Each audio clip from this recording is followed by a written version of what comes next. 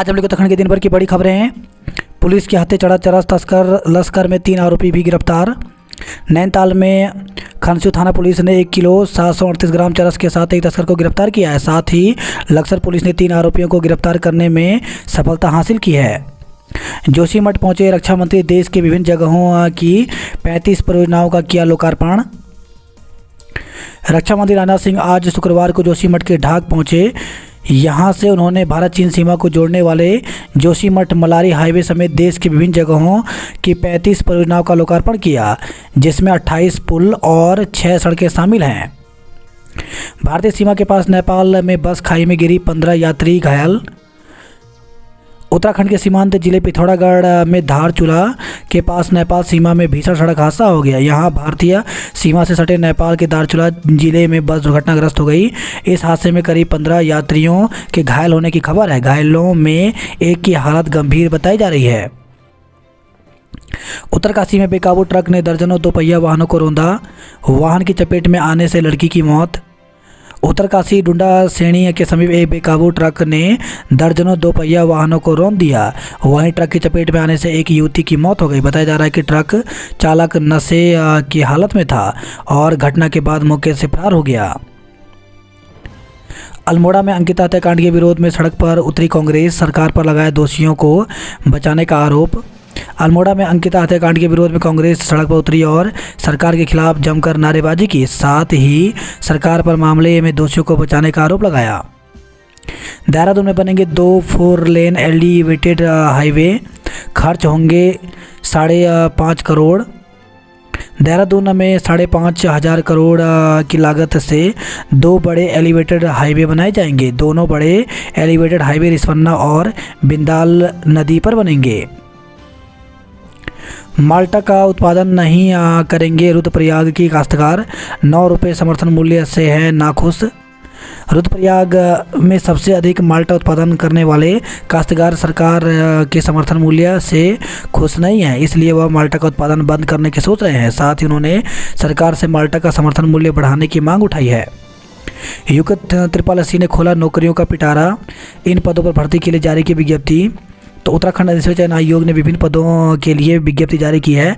जिन पदों के लिए विज्ञप्ति जारी की गई है उनमें राज्य उपभोक्ता विवाद प्रतितोष आयोग के पदाधिकारी और सदस्यों के पद के खाली पद, अमीन और व्यायाम प्रशिक्षक के खाली पद शामिल हैं। इन पदों के लिए आयोग ने अपनी वेबसाइट पर जानकारी साझा की है और विज्ञप्ति के माध्यम से अभ्यर्थियों से आवेदन मांगे हैं। 22 जनवरी को उत्तराखंड के सरकारी दफ्तरों में रहेगी आधे दिन की छुट्टी, आदेश से कर्मचारी नाखुश। अयोध्या में राम मंदिर प्राण प्रतिष्ठा समारोह को लेकर के उत्तराखंड सरकार ने 22 जनवरी को सरकारी दफ्तरों में आधे दिन की छुट्टी घोषित की है। इस संबंध में आदेश जारी कर दिया है। आदेश के बाद कर्मचारी नेताओं ने कहा कि सरकार द्वारा सरकारी कार्यों में आधा दिन का अवकाश किया गया है, जो कि औचित्यहीन है। हल्द्वानी में खास होगा राम मंदिर प्राण प्रतिष्ठा कार्यक्रम, एयरपोर्ट से सजाई जा रही दीवारें, दीपोत्सव की तैयारियां। हल्द्वानी के रामलीला ग्राउंड में प्राण प्रतिष्ठा कार्यक्रम को लेकर खास तैयारियां की जा रही हैं। इसके लिए हल्द्वानी रामलीला ग्राउंड की दीवारों को एयरपोर्ट से रंगा जा रहा है। इसके साथ ही इस दिन यहाँ भव्य दीपोत्सव कार्यक्रम का आयोजन किया जाएगा। राम रंग में रंगेगा रामनगर, 20 जनवरी से शुरू होंगे धार्मिक कार्यक्रम। पुणे के महिला बैंड की रहेगी धूम।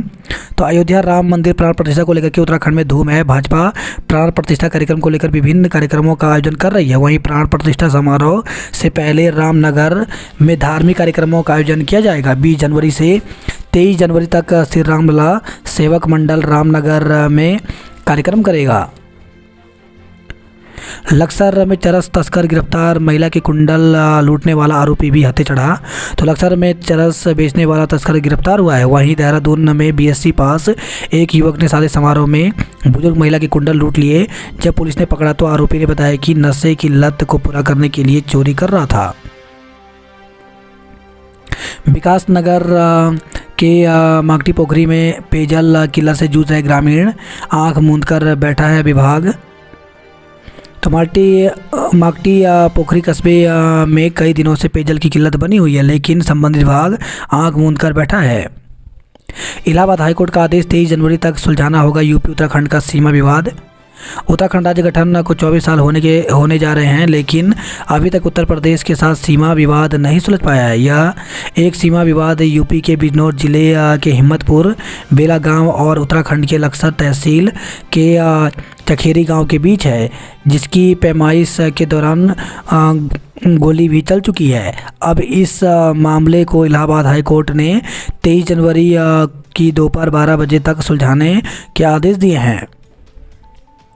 राम मंदिर प्राण प्रतिष्ठा पर दून में शनिवार को निकलेगी भव्य शोभा यात्रा, रूट डाइवर्ट, नया प्लान देखें।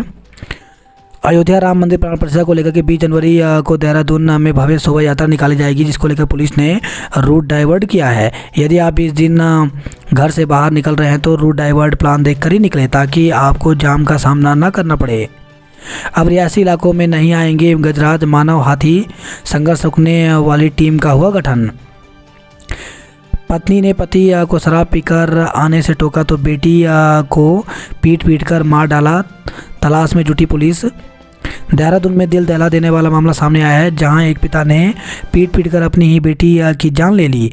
पत्नी की शिकायत पर पुलिस ने आरोपी के खिलाफ मुकदमा दर्ज कर लिया है। फिलहाल पुलिस आरोपी की तलाश में जुट गई है। जीजा रखता था साले की पत्नी पर गंदी नज़र, रास्ते से हटाने के लिए दे दी सुपारी।